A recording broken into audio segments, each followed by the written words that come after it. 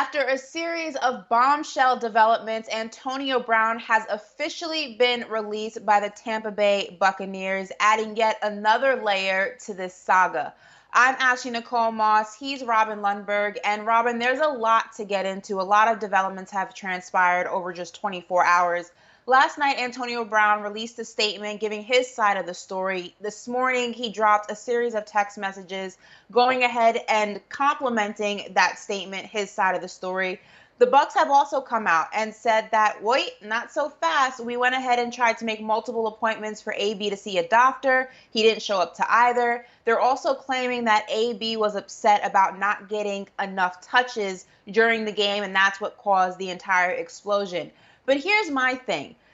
A lot of what Bruce Arians is saying, there's a lot of gaps in that story. You can say what you want about Antonio Brown, and unfortunately, he's not going to get the benefit of the doubt from a lot of people because he has a character trait of not always being the most honest and also being selfish. Here at SI, we've done multiple stories on that. One of those stories ultimately led him to being released by the New England Patriots during his time there.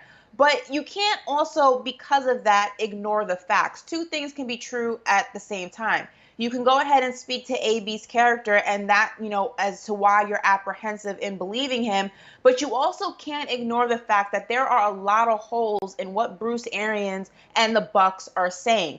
You're saying a couple of days ago you didn't know why he was upset. You had a conversation with him, but you have no idea what the explosion was about. And now 2 days later, or a few days later, rather, now all of a sudden you know. Also, you're confused as to why a player who was allegedly on pitch counts was not 100% to go or was apprehensive to go ahead and play in Sunday's game. There's just a lot of holes in that side of the story, and it's making AB look even more believable. Well, let me first say this. Regardless of Antonio Brown's past or any character issues, that doesn't matter if he was hurt and was told to go into the game, regardless of his injury status and his job was on the line. So that shouldn't happen to anybody.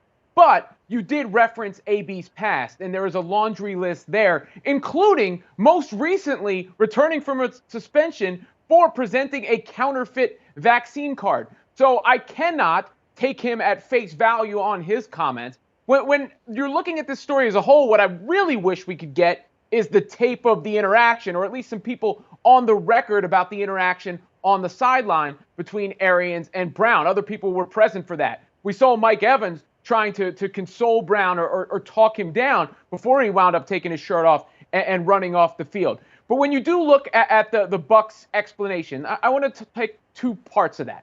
One is what they're saying is that he was upset about targets, and that's what ultimately led to the meltdown. There is a logical reason to believe why that would be the case, because he had incentives in his contract he may have been trying to meet. And then there's the other aspect of this, which is that the Buccaneers have been there for Antonio Brown. You just saw Tom Brady's arm around him. Tom Brady has treated Brown after this with compassion. Nevertheless, AB went at Brady's trainer on text message, sharing that on Twitter, even though Alex Guerrero didn't look bad in that exchange to me. Bruce Arians brought Antonio Brown back to the team after he said one more mistake and he would be gone. So, in the macro sense, the most returned evidence we have here, these are people who have been on Antonio Brown's side. Now, that may have been because they thought he could help them win, or probably was because they thought he could help them win a Super Bowl, which he did do.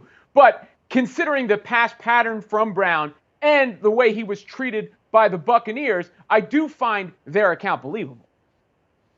I think it's also important, though, to not forget the business of football, the business of the NFL is what can you do for me? The Bucs were okay with the type of player that they were getting from Antonio Brown. Extremely talented, but with that talent comes a lot of chaos. It was okay for them as long as he was producing in the way that they needed him to. And he did that. Again, we're talking about the Super Bowl champions here.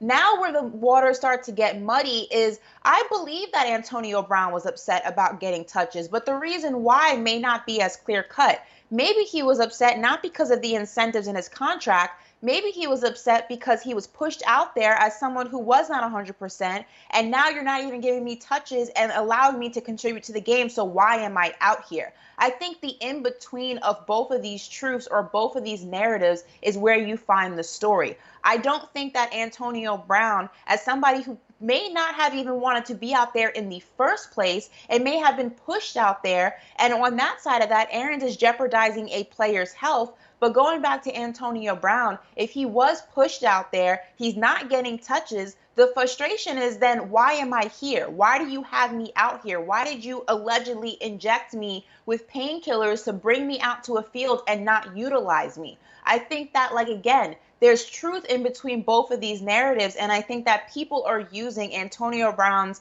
past indiscretions and his, faulty character, and again, that's fair. But two things can be true at the same time, and it's not fair to not believe a story that sounds pretty believable just because somebody has a past of being a little bit shady. Every situation is different, and in this situation, AB doesn't look like he's being dishonest.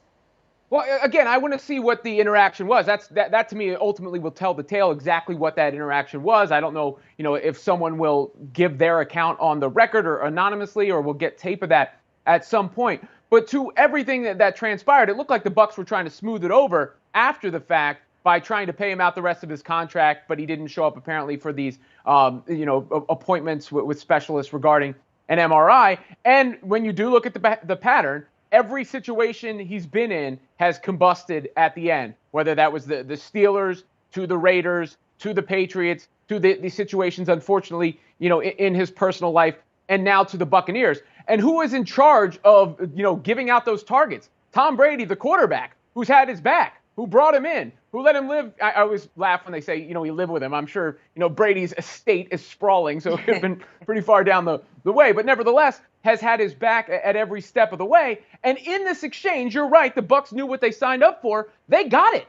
They got the Super Bowl. Now I think the question for them is, how does this impact their quest to repeat? Is this something they're going to have to be dealing with the rest of the season, with Arians and others under question, the loss of Antonio Brown from a talent standpoint, and just how it may have fractured the locker room in certain extent?